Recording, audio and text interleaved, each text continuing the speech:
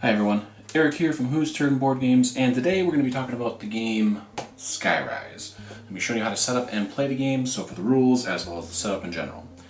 Skyrise is a 2 to 4 player game, and it is primarily bidding. There is a couple of other strategy parts to it, as far as collecting specific tokens and making sure you place your buildings in certain areas, but the meat and spuds of the whole thing is that you place your buildings down. Now, each building does have numbers on top of them representing the bid. They do vary somewhat depending on what color you have. They have different digits as far as teens, 20s, 30s, 40s, so on and so forth. And that's 71, 72, 73, 74. Now, as I said, it is a 2 to 4 player game, and it runs anywhere from 30, the box says 30 to 75 minutes. I would say it's probably closer to about 45 to an hour and a half, depending on the number of people. The more people you have, the more options you have for where you can place your buildings. However, the longer it typically takes for each turn, because you kind of decide where you want to be doing your bids. So keep that in mind. It is a little bit of a time sink on this one, and the more you play, the more time you will sink into it. So just a heads up there.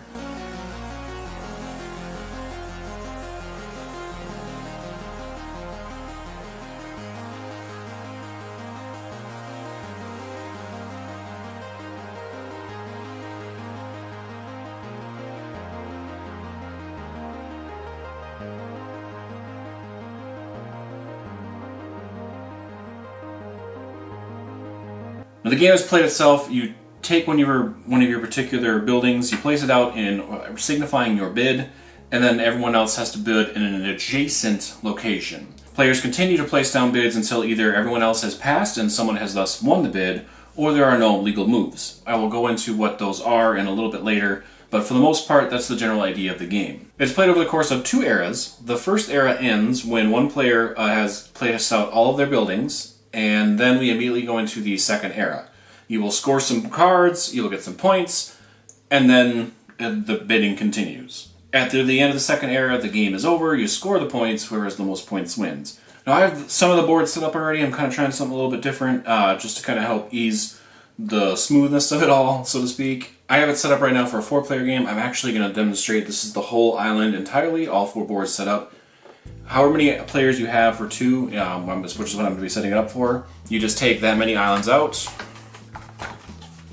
and you will return the rest to the board, to the box.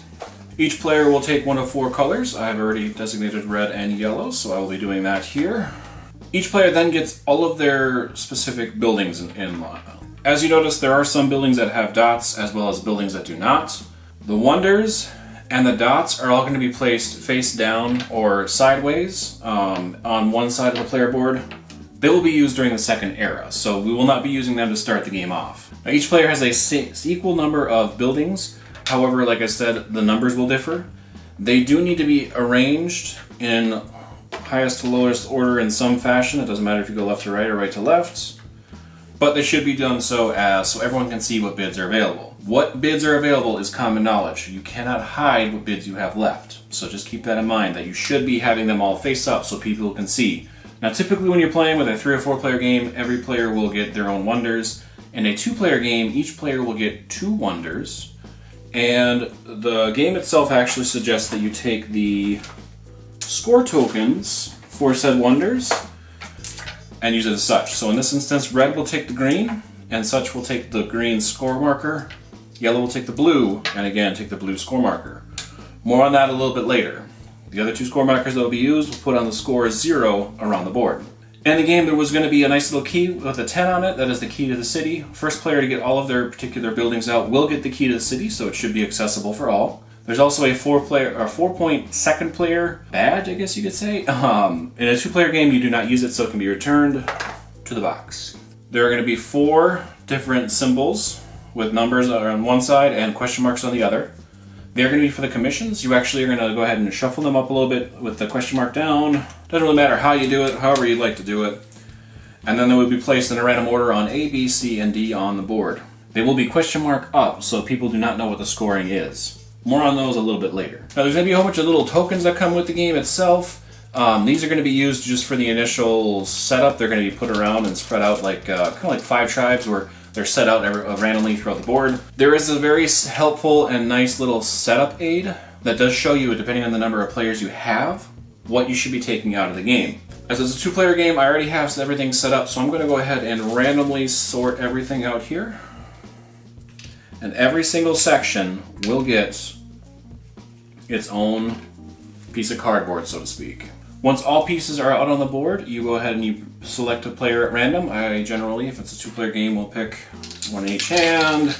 Hey, pick one. Oh, you picked left? Cool. Red will go first. Once pieces are out, you're going to go ahead and deal with the cards. There's a couple different cards to pay attention to. There's going to be one in particular. It's got a gold back. It is the island control. This will be out permanently for all to see. More on that a little bit later. There's going to be 4 of these secret objective cards. It's 1 for each color. You shuffle them up and each player will get 1. The rest will be turned to the box. So you are then going to shuffle up the era objectives, which are going to be 1 of 5 different objectives you try to aim for.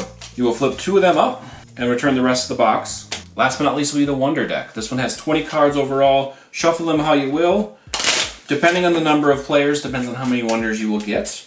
You will not do anything with these cards until the second era, so you don't have to worry about them right away, but you do have to worry about them at some point, so keep that in mind. Each player, when a 2-player game, will get 5. The rest will be returned to the box. And that's set up overall. Once the first player is decided, they will start off the opening bid. The game itself is rather simple, yet oddly complex. What's going to happen, as I stated earlier, each player takes a turn bidding in any capacity they'd like. You can only bid from your lowest to your highest. You can start off wherever you'd like. You could start off with your very highest, that's perfectly fine. But if I bid a 51, yellow cannot go below. It cannot use the 2 small buildings. For reference, there's small, medium, and large buildings. They do come into effect as far as the era scoring and in general who controls the islands. So keep an eye on that. More on that to come a little bit later. Once the starting player has placed their bid, it is then the other player's turn. They can either pass or outbid the opponent. A couple of rules on bidding. You can always start on the starting island, meaning if there's an open spot on the starting island, you can go ahead and place a bid there. Or you can start a bid on any adjacent to an already claimed building area. That means is that, for example, if red had won this bid and was on this particular one, you could build on any adjacents starting from that bid. It doesn't matter what the bid is, you can just start from any adjacent building that's already been placed or the starting island itself. Once a player has placed their bid, they cannot rescind it, they cannot take it back, they cannot exchange it in any capacity. That bid is now there until this round of bidding is done. The other player then, again, as I stated, can either go ahead and go on a higher bid or they can pass. If they pass, bidding is over.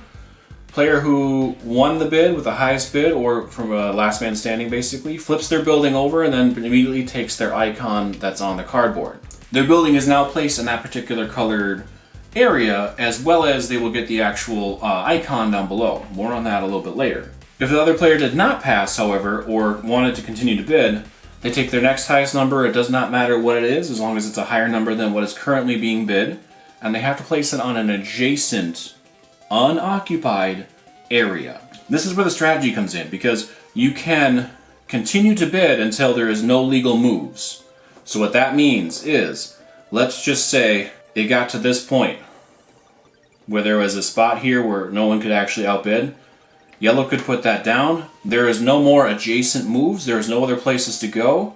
They instantly win that bid, meaning that they can no longer worry about it. They instantly get that particular area. If there is no more legal moves for any adjacent areas, who last bidder instantly wins the area. Now in this instance, if yellow had bid a little bit higher and it had gone to this white area, now goes back to the red player. Red player can jump up to 72, they can go to 61, they can do whatever they want to. They could pass. It continues bidding until everyone has passed or until there are no more legal moves, and then that person wins the area. Let's say, for example, red really wanted this particular spot, they bid 83. Yellow now has to decide if they want to spend their tall building in order to get it, which they can't even guarantee as red has a higher number of tall building, or they can pass. Again, once they pass, all other bids will be taken back. The building that won the bid is placed up, down, just to prevent confusion on any further bids. The player then takes the little icon, the little disc, so to speak, and adds it to their player board. It will match it with their colors. If there are no colors, such as the letters or the +1, they will add them to their player area. Once a round of bidding is complete, it then starts on the next round of bidding, which whoever won the bid gets to start the bidding. And that's how turns work. It literally is just a bid, bid, bid, bid, win the bid, start over, bid again. It just keeps going like that until one player has spent all of their buildings, and then the end of the era happens. When all buildings are out, you immediately score the end of era bonus cards that are up top here. There are 5 total. It's windmills, bridges, there's a couple other ones, just go ahead and check them. Read what they do. Ultimately, if you control them, you can get as many points as you have control. How island control works is whoever has the tallest building on that island has control of that island. So if you have one tall building on this particular island and one tall building on this island, red would own this one, yellow would own this one. If there's a tie, it immediately goes to the next lowest building. So if red has one, if it's tied for tall buildings, red has one medium building, and yellow has none, red would win it. If it's still tied, it goes down to lowest. If it's still tied, you split the 5 points. You do not split rounded down, you each get 5 points. Simple as that. Once those points are calculated out, you then add the remaining face down or sideways buildings that were set off to the side at the beginning, including your wonders. You again rearrange them in highest order to lowest order in some capacity, and play resumes. The buildings that are on the board will stay on the board. They do not come back to you in any capacity. They will stay out there. It does sometimes happen where one player has 3 or 4 buildings left when the next player starts the next era. So just keep that in mind, is that sometimes you do have a couple extra buildings going into the second era. Once you take your buildings, you will then take out your wonder cards. For the wonder cards, they are numbered 1 through 20, and they all do different actions. They all kind of affect the wonders in some way, shape, or form. You can only, when you enter the second era, you have to keep 2 of them and discard the other 3. It does not matter what ones you want to do, depending on how you're playing, might change what ones you keep. So keep that in mind, is that you don't have to decide right away at the beginning of the game. Once you go to the second era, however many wonders you have, you keep that many cards. They then are going to be face up so everyone can see what the wonders are. How wonders work are a little bit different. When bidding, you cannot start a bid with a wonder. Think of wonders like trump, almost, like you're playing hearts or spades, or even the crew. They're a rocket. They cannot be outbid.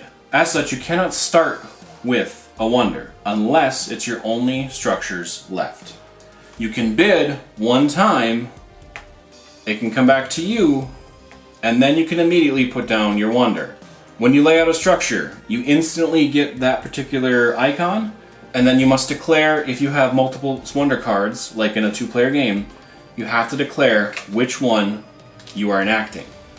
They give points right off the bat, right when you activate them, so it does matter which one you do, and you can't activate the same one twice. So that's where the little icon comes in with these 2 players, because if I were to build the green wonder there, if I take this particular, if I want to use the green wonder, I just put that there, signifying that I have used that particular wonder card and that wonder is mine. That's just for the ease of maybe not remembering if you had the blue or the green wonder to go with your red one, so it actually is kind of clever how it's thought up on how to make it work. So that's how you're supposed to do it.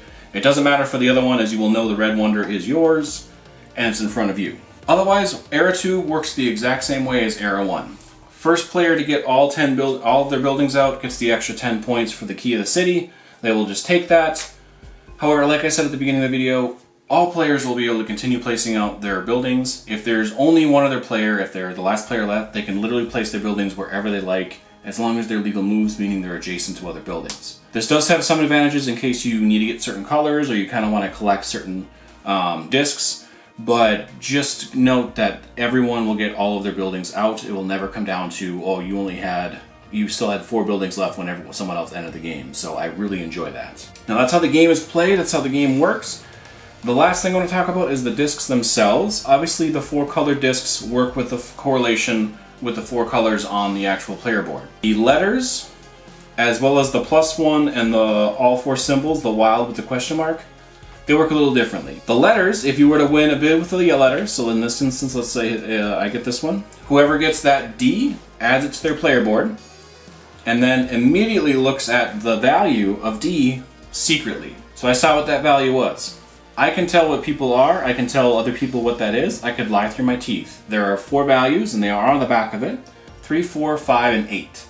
Obviously you want to try to get the 8, they are just extra points at the end of the game.